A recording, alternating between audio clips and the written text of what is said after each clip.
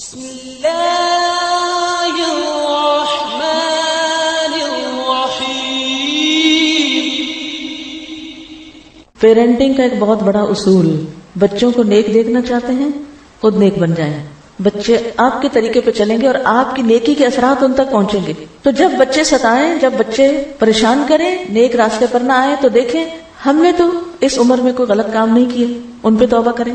یا پھر یہ کہ آج میری زندگی میں تو کوئی ایسی چیز نہیں کہ جو میں اللہ کی نافرمانی کی کر رہی ہوں، کیونکہ جب انسان اللہ کی نافرمانی کرتا ہے تو اللہ سبحانہ وتعالیٰ ان لوگوں کو جو اس کے ماتحت ہوتے ہیں اس کا نافرمان کر دیتا ہے۔ اور اگر انسان نیک ہوتا ہے تو صرف زندگی میں نہیں، مرنے کے بعد بھی اس کی اولاد کی حفاظت کی جاتی ہے۔ کسی کا کہنا ہے کہ جب بھی میں کسی سلجھے ہوئے نوجوان کو دیکھتا ہوں، خوشحال انسان کو، تو مجھے یقین ہو جاتا ہے کہ ضرور اس کا باپ صالح اور نیک ہوگا، کیونکہ قرآن مجید میں آتا ہے وَكَانَ أَبُوهُمَا صَالِحًا، کہ ان کا باپ نیک آدمی تھا۔ تو باپ جب نیک ہوتا ہے تو اولاد کو دنیا میں بھی اس کا فائدہ ہوتا ہے۔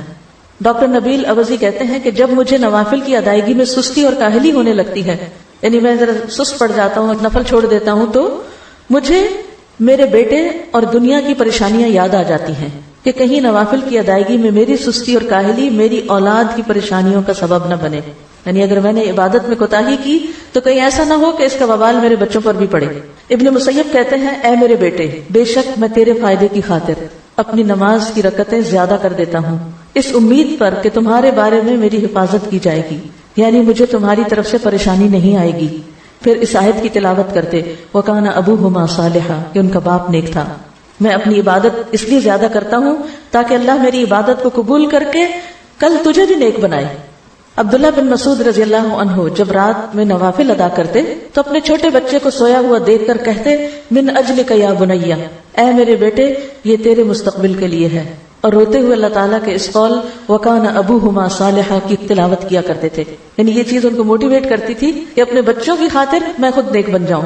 آج آپ دیکھیں بہت سی مائیں اپنے بچوں کی اخلاقی بگاڑ کی وجہ سے پریشان ہوتی ہیں، یا دین سے دوری کی وجہ سے۔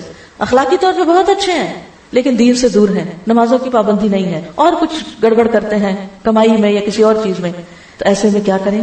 صدقہ کریں اس نیت کے ساتھ کہ اللہ اس کے بدلے مجھے اور ان کو تزکیہ عطا کر دے۔ ایک اور شخص تھا جس کے پاس اتنا مال نہیں تھا کہ وہ کچھ صدقہ کر سکتا، یعنی ہاتھ تنگ تھا اس کا، بس بمشکل سے ہینڈ ٹو ماؤتھ جس کو کہتے ہیں وہ تھا۔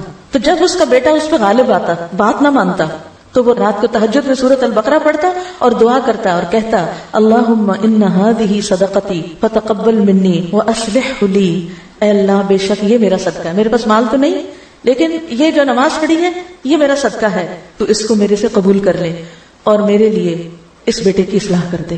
کتنا بہترین نسخہ ہے۔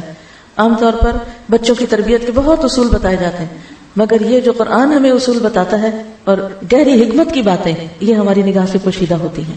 تو جب بچوں کی طرف سے پریشان ہوں تو صدقہ کر کے ساتھ دعا کریں، اس نیت کے ساتھ صدقہ کریں، اور دوسرے بچوں کے ساتھ خیر و بھلائی کے کام کریں، انشاءاللہ آپ کی اولاد کو بھی اللہ سدھار دے گا۔